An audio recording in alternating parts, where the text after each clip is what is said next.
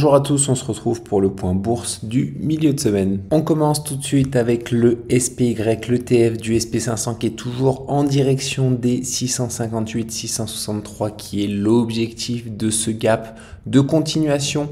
Ici, on est toujours au contact de cette ligne de tendance qu'on avait franchie violemment à la baisse ici en mars 2025. Depuis, on a effectué un rebond, on revient en contact et on dérive de manière légèrement haussière au contact de cette résistance pour potentiellement aller chercher les objectifs, encore une fois, de ce gap de continuation sur lequel on pourrait observer une petite consolidation, voire une correction pour revenir s'appuyer sur des niveaux plus bas. C'est ce qu'on va surveiller attentivement. En tout cas, si le SP500 atteint cet objectif pendant que le Nasdaq, qu'on va voir juste après, est également sur cet objectif du même gap de continuation, on aura alors de bonnes chances d'effectuer une pause un petit peu plus longue avant de repartir sur un mouvement haussier pour aller chercher potentiellement ces objectifs situés au 740, encore une fois sur le SPY, qui sont les objectifs de ce V-bottom ici et les objectifs finaux de cette grande consolidation qu'on avait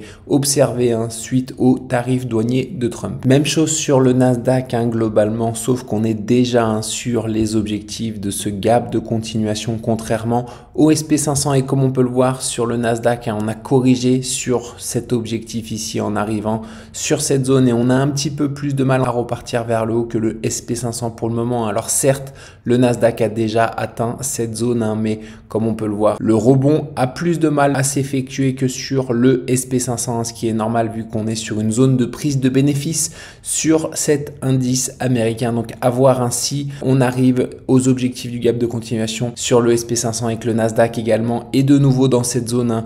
Encore une fois, à ce moment-là, on aura de bonnes chances quand les deux indices sont sur une zone de résistance d'avoir une consolidation un petit peu plus longue avant de repartir sur un mouvement haussier, voire même une correction un petit peu plus profonde pour repartir ensuite également potentiellement chercher ces objectifs, les 676,80 qui sont encore une fois pour le Nasdaq l'objectif de ce V-bottom ici, qui sont également les objectifs finaux de cette grande consolidation qu'on a vécue suite au tarif douanier de Trump. Avant d'analyser certaines actions américaines, je voulais rappeler que nous ne sommes pas des conseillers financiers, que ce soit moi ou Nico, on est simplement des traders et investisseurs indépendants qui basons nos prises de position sur les statistiques qu'on a étudiées en profondeur et malheureusement la statistique de 100% n'existe pas, donc faites toujours bien vos propres recherches avant de tenter d'entrer en position sur une action ou sur une crypto-monnaie. Alors je voulais revenir sur Adobe avant d'analyser le graphique mensuel qui m'intéresse dans cette analyse. Je voulais du coup commencer par le graphique hebdomadaire. Alors pour rappel, j'étais entré en position ici sur Adobe pour jouer un beau rebond, pour aller rechercher cette résistance ici. Comme on peut le voir, on a déchargé après notamment les tarifs de Trump, on a rebondi puis on est revenu tester une zone très intéressante ici. Je vous avais dit que j'étais en difficulté ici sur Adobe tout simplement parce que j'avais placé initialement un stop loss mental sur les 350 $ et ici comme on peut le voir, on est en train de rebondir sur cette zone. J'ai enlevé le stop loss physique que j'avais placé sur le marché sur Adobe tout simplement parce que d'après moi, pour avoir une invalidation de cette zone qui est une zone de support mensuel, comme on peut le voir ici, c'est une ligne de tendance qui part d'ici, qui passe par les plus bas ici et qui rejoint cette zone là. On a un autre support alternatif qui part d'ici, qui passe par ici et par ici également, et comme on peut le voir en mensuel, on est en train de former des belles bougies. On avait déjà formé un doji ici, on est en train potentiellement d'en former un autre et on va voir comment on clôture en cette fin de semaine, mais on a des chandeliers japonais qui sont très très intéressants et qui nous indiquent potentiellement un rebond sur cette action Adobe. Donc tant qu'on ne clôturera pas en mensuel au-dessous de cette zone, de cette ligne de tendance ici et de ce support ici, je ne sortirai pas de position sur cette action parce qu'on sera potentiellement toujours dans ce scénario de futur rebond pour aller chercher cette zone supérieure. Donc c'est ce que je vais surveiller, mais ici les chandeliers japonais nous laissent potentiellement envisager encore une fois un rebond et la formation en hebdomadaire d'un potentiel double bottom ici, c'est ce qu'on va surveiller. En tout cas, il y a des signaux intéressants ici avec ce ravalement haussier de cette bougie sur une zone de support. On a ici une englobante qui est pas parfaite tout simplement parce que la seconde bougie à des volumes légèrement inférieurs à la précédente. On préfère, quand on a une englobante, avoir des volumes supérieurs sur la seconde bougie qui englobe. Ici, ce n'est pas le cas, mais on a quand même un signal intéressant potentiellement de futur rebond avec ces chandeliers japonais, avec cette zone de support et avec en mensuel cette bougie qui pourrait être très intéressante en vue d'un futur rebond haussier sur Adobe. Je voulais également faire un point rapide sur Tesla. Alors j'ai vu que Nico vous en a parlé dans sa vidéo d'hier, un Tesla qui est intéressante actuellement. Je joue toujours ces objectifs ici qui sont les objectifs à la fois de cet élargissement ici avec la zone de résistance ici et la zone de support ici, et qui sont les objectifs également de ce triangle symétrique de sommet avec la zone de résistance ici et la zone de support ici, en tout cas les objectifs secondaires de ce triangle symétrique de sommet, parce que les objectifs principaux de ce triangle se trouvent beaucoup plus haut, mais dans un premier temps, je vais jouer cette zone tout simplement parce qu'on a une convergence d'objectifs ici sur Tesla. Alors comme on peut le voir, il y a des choses intéressantes. J'ai commencé à renforcer un petit peu ma position sur Tesla. Alors pour rappel, j'étais rentré doucement sur ce point bas ici parce qu'on avait des zones de support très intéressantes ici, et sachant que j'avais déjà cet objectif ici et l'objectif légèrement plus haut sur Tesla, donc je m'attendais à avoir un beau rebond. Alors j'ai commencé à renforcer ici parce qu'on va le voir en daily, on est en train de casser une figure, un triangle symétrique de sommet à la hausse, le triangle symétrique de sommet qui est la figure privilégiée de Tesla. On en avait déjà effectué un ici, on avait fait une fausse cassure ici avant de sortir dans un excellent timing. On va voir qu'en daily on vient de faire la même chose, voilà, on a ce triangle symétrique de sommet ici, on est sorti un petit peu précocement en faisant une cassure pas très nette ici, on avait un timing de sortie parfait qui se trouvait ici, et comme vous pouvez le voir, vous l'avez vu hier avec Nico, on a fait une magnifique bougie de cassure ici, qui casse à la fois la résistance sur les clôtures et à la fois la résistance sur les extrémités. Donc on a eu un gros signal de top départ ici sur Tesla, et comme on peut le voir, ça a été confirmé dès le lendemain. En ce moment, on est en train de tester les plus hauts récents pour former potentiellement une grande tasse et anse ici. Alors je renforcerai de nouveau ma position à partir du moment où en hebdomadaire on va confirmer la cassure des 300 $, parce que comme on peut le voir, on avait réintégré cette zone, on a cassé ici avec un beau gap aussi. Alors les 300 $ qui ont joué un rôle important depuis un petit moment, ils ont joué le rôle de résistance ici, puis de support ici, de résistance ici, ici.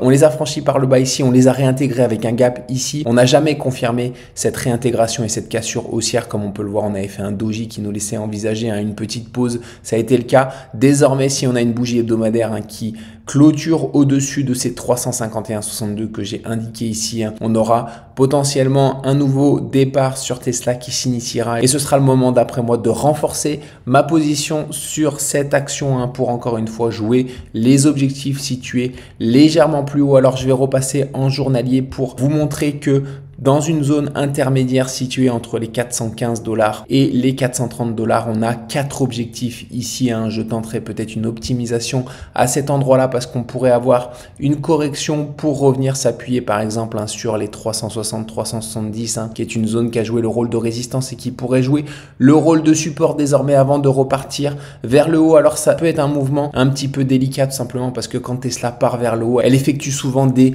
mouvements assez puissants, mais je pense tenter cette optimisation. En tout cas, je vais voir comment on arrive sur cette zone là parce que ça me paraît être intéressant. Donc ici, on a 4 zones de résistance. On a dans un premier temps l'objectif de ce triangle symétrique de sommet dont on vient de parler avec la résistance ici et le support ici. C'est des objectifs secondaires de ce triangle symétrique de sommet qui nous mènent autour des 422 $. On a également la cassure de cette ligne de tendance descendante ici qu'on avait cassé fortement à cet endroit-là et qui nous mène aux 416 $. On a également la tasse et anse dont les objectifs intermédiaires qui est la moitié de l'amplitude de cette figure nous mène autour des 434 $. Donc ici on a une zone globalement très intéressante où on pourrait avoir une prise de bénéfice, sans oublier que en hebdomadaire cette zone ici correspond aux anciens plus hauts historiques qui étaient les 416 $. Donc à cet endroit-là, on pourrait encore une fois avoir cette pause pour revenir, pourquoi pas s'appuyer sur cette zone-là avant de repartir sur un mouvement haussier. Donc je tenterai potentiellement, en tout cas je vais voir comment on arrive sur cette zone. Alors ici, on a également un gap en journalier, mais je vais pas le considérer ce gap tout simplement parce que la zone de résistance la plus franche se trouve légèrement au-dessus d'après moi. Je vais plutôt jouer cette zone pour une optimisation. Donc à voir, encore une fois, ce sera un mouvement assez délicat tout simplement parce que quand Tesla, on peut le voir ici, quand Tesla entame des mouvements haussiers, on a souvent des mouvements assez forts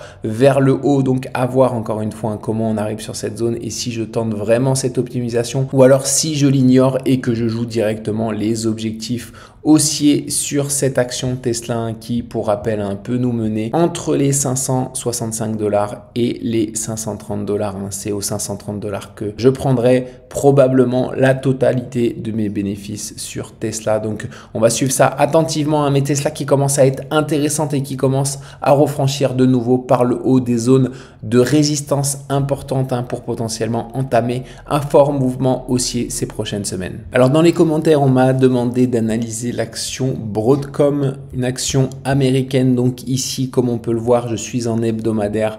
On avait une zone de résistance qui passe par les clôtures. On a été rejeté avec un chandelier japonais qui nous laisse potentiellement envisager une consolidation désormais un petit peu plus longue dans le temps, en tout cas une pause un petit peu plus longue, car ici, quand on forme ce type de chandelier ici, un doji porteur d'eau, on a potentiellement une fin de hausse qui peut s'initier et une correction un petit peu plus longue dans le temps. Ça pourrait être le cas, d'autant plus qu'on a une publication de résultats début septembre qui pourrait amplifier ce mouvement de correction. On va suivre ça en tout cas sur ces niveaux-là. Sur Broadcom, je m'attends à une pause et à la formation potentiellement d'une plus grande figure de continuation haussière, mais ça peut prendre un petit peu de temps, comme on peut le voir souvent sur les actions quand on fait des grands mouvements haussiers ici. Ensuite, on a une pause et la formation d'une figure, d'une consolidation pour potentiellement former une future figure avant un nouveau départ haussier. C'est en tout cas ce que je privilégie sur cette action Broadcom. Alors quand je passe en journalier, on est arrivé sur cette résistance en formant un canal ascendant qui passe à la fois par les clôtures et par les extrémités. On a cassé ce canal par cette belle bougie. Ici, on a déjà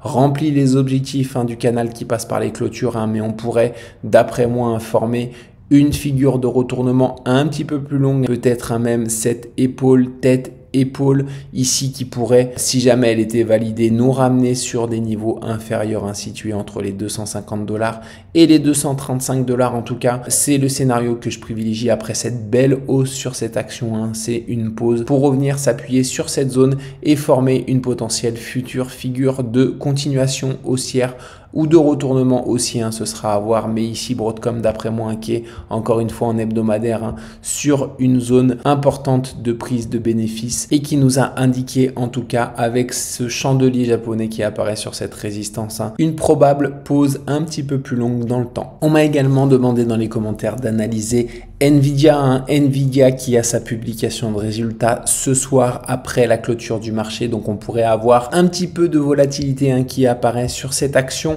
dès ce soir. Donc ici, après ce fort mouvement haussier, comme on peut le voir, on a plutôt, d'après moi, une consolidation qui nous laisse envisager une poursuite de la hausse. C'est pour ça qu'on va le voir également en journalier. Je privilégie potentiellement la bonne réception de la publication de résultats qui interviendra ce soir après la clôture des marchés pour continuer cette hausse après avoir où nous mène cette hausse, sachant que ici, quand on est sur des points hauts comme ceci, c'est toujours difficile d'entrer en position à ce moment-là. De mon côté, j'attends souvent les corrections. On avait une opportunité pendant les tarifs de Trump ici avec l'atteinte de cette belle zone ici de potentiel support avec cette ligne de tendance ascendante. Ici, on a eu en effet un beau rebond pour aller chercher des niveaux bien supérieurs. Alors je vais passer en journalier pour vous montrer qu'on a quelque chose de très intéressant tout de même. On a potentiellement un élargissement symétrique de sommet avec une zone de résistance ici et une zone de support ici. Donc on a des belles variations au sein de la figure. On a une première variation, une seconde, une troisième, une quatrième. On a cassé du coup cette figure par le haut en plus avec un gap ici, comme on peut le voir, qu'on peut considérer comme un gap de rupture même s'il a été comblé immédiatement. On a très bien rebondi après en effectuant un throwback sur cette ancienne résistance qui est susceptible de jouer le rôle de support. On est susceptible de partir à la conquête des objectifs situés aux 243 $ sur Nvidia. Donc encore une fois, à voir comment est reçue la publication de résultats. Alors comme on l'a vu ici, on était guidé par cette ligne de tendance ascendante. On l'a ensuite cassé par le bas. Les objectifs de la cassure par le bas, cette ligne de tendance nous ramène aux 155 $ et nous ramène potentiellement sur cette belle zone de support qui était une résistance historique. Donc ici, on pourrait, si jamais on avait une publication de résultats qui était mal reçue, aller chercher de nouveau cette zone là pour observer un rebond à cet endroit là. Donc à suivre. De mon côté, je privilégie tout de même une continuation de la hausse ici parce que après ce throwback, on a très bien rebondi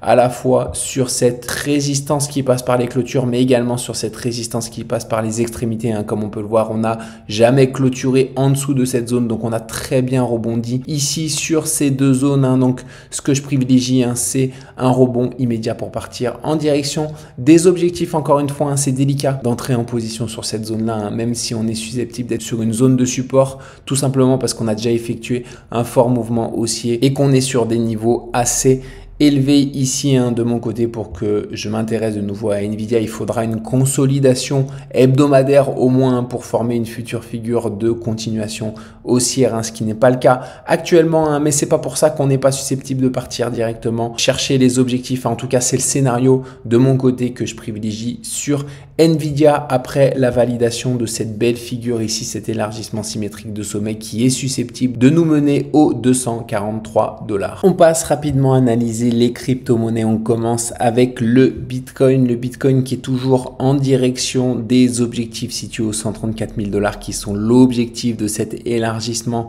symétrique de sommet avec la zone de résistance ici et la zone de support ici. On avait effectué un parfait throwback pour revenir combler ce gap de rupture ici avant de partir sur un mouvement haussier qui d'après moi devrait nous mener aux 134 000 $. C'est l'objectif que je privilégie sur le Bitcoin. Comme on peut le voir, on est en train de revenir s'appuyer sur une belle zone de support hebdomadaire ici sur laquelle on est susceptible d'observer un rebond. C'est le scénario actuellement en tout cas que je privilégie sur le Bitcoin. C'est un rebond ici sur cette zone. Alors quand je passe en journalier, comme on peut le voir, c'est une zone qui avait joué le rôle de résistance ici et de résistance également par ici, mais notamment en hebdomadaire, en clôture. En journalier, on voit qu'on a traversé à plusieurs reprises cette zone, mais qu'on a eu du mal du coup à la franchir définitivement. Elle a été franchie définitivement ici avec ce gap haussier de cette grande ligne de tendance qu'on avait vu. Désormais, ici, on est susceptible d'observer un rebond. Comme je le disais, cependant, comme on peut le voir, on a cassé cette ligne de tendance ascendante dont les objectifs nous mènent sur des niveaux inférieurs et notamment autour des 95 000 $. On a également une figure sous forme de chandelier japonais ici avec ces deux bougies, la bougie verte ici et la bougie rouge ici, qui forment ce qu'on appelle une ligne de séparation. Ces deux bougies, quand elles interviennent comme ça en cours de tendance, sont une figure potentiellement de continuation baissière ici. Donc on est susceptible d'aller chercher d'après moi légèrement plus bas. Cependant, les volumes de cette figure ne sont pas optimaux pour valider cette continuation de la baisse. Cependant, il faut tout de même la considérer parce que ici on a une figure qui est assez propre, encore une fois, de continuation de la baisse. Donc on va suivre ça attentivement. On a enfin un double top ici qui vient d'être validé et cassé à la baisse ici. Le double top nous mène sur un objectif situé également autour des 100 000 $.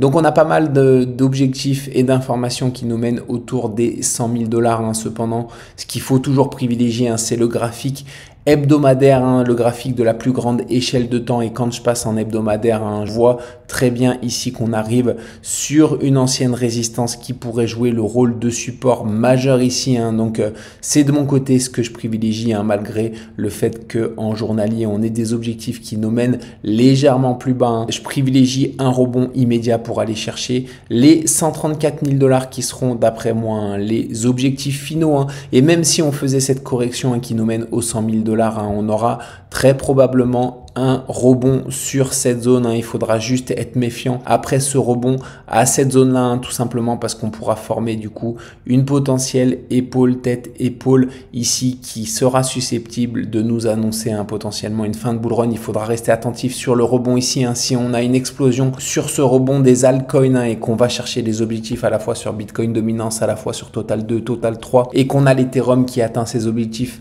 à ce moment-là, je serai très prudent sur cette zone-là, mais on n'en est pas encore là. Donc à voir comment on réagit tout d'abord sur cette zone ici des 108 000 $, sur laquelle on est en train de rebondir. Le scénario que je privilégie en tout cas à court terme, c'est un rebond immédiat comme je l'ai dit, parce qu'en hebdomadaire on est sur une magnifique zone de support et je ne privilégie pas l'atteinte de ces 100 000 $, mais encore une fois, si on était amené à les atteindre, ces 100 000 $, on aura très probablement un rebond technique ici qui nous permettra de revoir ensuite les 111 112 000 $. C'est à ce moment-là qu'il faudra potentiellement faire un point et prendre une décision si on a des alts qui ont fortement décollé lors de ce mouvement aussi. C'est ce qu'on va suivre en tout cas attentivement sur le Bitcoin, mais le Bitcoin qui a toujours des objectifs haussiers. L'objectif que je privilégie et sur lequel je privilégie potentiellement une fin de bull run sont les 134 000 $, les 134 000 $ qui est un objectif, je le rappelle, qui est atteint 75% du temps. C'est pour ça que je privilégie l'atteinte de cet objectif et encore une fois, c'est un objectif hebdomadaire, donc il faut toujours privilégier la grande échelle de temps et la grande échelle de temps nous indique à la fois un rebond immédiat sur la zone des 108 000 $ et à la fois l'atteinte de cet objectif des 134 000 $, sur laquelle, encore une fois, il faudra être très attentif sur le Bitcoin. La crypto-monnaie qui me paraît la plus fiable en ce moment pour nous indiquer la direction que peuvent prendre le marché des crypto-monnaies ces prochaines semaines, c'est l'Ethereum. On a validé cette figure d'élargissement descendant à angle droit avec un beau gap haussier en hebdomadaire. Depuis cette cassure, on a des objectifs qui nous mènent aux 6 900 $. C'est l'objectif que je privilégie sur Ethereum. Ici, comme on peut le voir, on a comblé à l'espagnolette, c'est-à-dire avec seulement une mèche, ce gap ici, ce qui signifie que si jamais on est amené ces prochaines semaines à revenir le tester, on aura potentiellement un fort rebond qui s'initiera de nouveau ici pour partir en direction des objectifs, sachant que sur ce genre de figure ici, les élargissements descendant à angle droit, on a seulement 23% de throwback, c'est-à-dire 23% de chance de revenir tester en une dizaine de séances les 4100 $ avant d'effectuer un rebond, et on a 77% de chance d'aller directement chercher les objectifs des 6 900 $. C'est ce mouvement que je privilégie, c'est une future hausse qui nous mène directement sur les objectifs, malgré le fait qu'on soit sur les plus hauts historiques. Alors le fait qu'on soit sur les plus hauts historiques nous laisse potentiellement envisager qu'on a un petit peu plus de 23% de chance de revenir tester dans un petit moment ces 4100 $ pour effectuer un rebond. Mais je pense qu'on arrive quand même sur un timing proche de fin de bull run et qu'on est susceptible d'apercevoir une accélération haussière des altcoins, et souvent cette accélération haussière est menée par Ethereum. Donc je pense qu'on est susceptible de ne pas voir ce retest désormais des 4130 $, sachant que pour invalider cette zone des 4130 $, pour invalider ce rebond sur cette zone, il faudra qu'on vienne du coup clôturer en dessous en hebdomadaire de cette zone. Donc il faudra un effort colossal actuellement pour avoir cette invalidation sur Ethereum. C'est pas du tout ce que je privilégie. Je privilégie encore une fois l'atteinte de ces objectifs des 6 900 $ qui sont atteints, pour rappel, 90% du temps. C'est un objectif qu'il faut absolument privilégier. En ce moment, Ethereum est très clair et nous donne une direction très clair pour la fin du bull run. Sur tous les bull runs, on a d'abord le Bitcoin qui effectue sa hausse, on a ensuite l'Ethereum qui effectue sa hausse, et ensuite on a les altcoins qui libèrent leur mouvement haussier. Donc si l'Ethereum va chercher ses objectifs, je m'attends durant cette hausse à des altcoins qui se réveillent également fortement pour aller chercher leurs objectifs haussiers, parce qu'on a beaucoup d'altcoins qui sont encore sur des niveaux assez bas et qui pourraient se réveiller en cette fin d'année. C'est ce qu'on va surveiller en tout cas attentivement ces prochaines semaines. On passe sur le marché français et le CAC 40. On avait toujours cette zone des 7900 sur le PXI, l'ETF du CAC 40 sans les dividendes réinvestis. Donc c'était une zone qu'on surveillait, comme on pouvait le voir hein. On avait regagné ce gap haussier, cette zone de résistance, on a été rejeté hein, sans confirmer pour le moment cette cassure haussière, hein. C'est souvent le cas quand on a des cassures un petit peu timides comme celle-ci, on préfère attendre des confirmations, une confirmation qui n'a jamais eu lieu ici pour le moment. Alors quand je passe en journaliste, c'est intéressant ce qu'on est en train de former hein, sur le CAC 40. Comme vous pouvez le voir, on avait une zone de résistance qu'on pouvait placer ici au 7942. On l'a cassé par le haut, on n'a jamais clôturé au-dessus de cette cassure. On a ensuite fortement réintégré, on a effectué un gap baissier en ce début de semaine hein, pour potentiellement repartir chercher le support hein. Il faudra être très attentif sur ce support hein. C'est un support qu'il faut tenir hein, pour observer un rebond. Alors on aura très probablement un rebond technique sur ce support dans un premier temps hein. Donc à voir si on rebondit pour aller de nouveau chercher la résistance et partir. Du coup, de nouveau chercher cette grande résistance hebdomadaire pour former cette grande figure de continuation haussière, ou alors si on a une cassure baissière de cette consolidation qui nous laissera envisager potentiellement l'atteinte de niveaux inférieurs avant d'observer un futur rebond sur le CAC 40 et pour former pourquoi pas une future figure de continuation haussière un petit peu plus complexe hein, mais ici hein, le CAC 40 qui est toujours dans cette grande figure de consolidation. Ici hein, cette grande figure est assez saine hein, c'est une dérive latérale qui nous laisse potentiellement envisager une future continuation de la hausse hein, mais à voir quelle forme cette figure prendra hein. Encore une fois, si on va chercher des niveaux encore légèrement inférieurs ou alors si on repart sur un mouvement haussier pour aller directement chercher de nouveau cette résistance et former tout de suite hein, la future figure de continuation haussière qui pourrait mener le marché français sur des niveaux supérieurs. On finit avec le HSI rapidement, donc pas de changement sur le HSI, hein, on est toujours sur un mouvement qui s'avère être potentiellement très haussier ces prochains mois. Hein. Pour moi, le marché chinois est le marché qui est le plus haussier ces prochains mois. C'est pour ça que je le surveille attentivement et que je surveille les actions également chinoises. Ici, comme on l'avait vu à plusieurs reprises, on avait formé un double bottom dont les objectifs nous mènent ici. Hein, mais si jamais on atteint ces objectifs, on aura potentiellement une cassure de cette résistance pour former un futur élargissement descendant qui pourrait nous mener du coup sur des niveaux bien supérieurs situés autour des 46 000 points sur le HSI. Donc c'est pour ça que je le surveille attentivement et je surveille surtout cette zone ici hein, parce que on est susceptible de former une rotation partielle hein, c'est ce qui arrive très souvent sur ce genre de zone ici. Donc à voir si on forme cette rotation partielle et qu'on effectue cette correction sur le marché chinois ou alors si on traverse directement cette zone pour aller tout de suite chercher les objectifs hein, situés aux 46 000 points et qui pourraient nous laisser envisager un fort mouvement haussier sur le marché chinois et les actions chinoises ces prochains mois.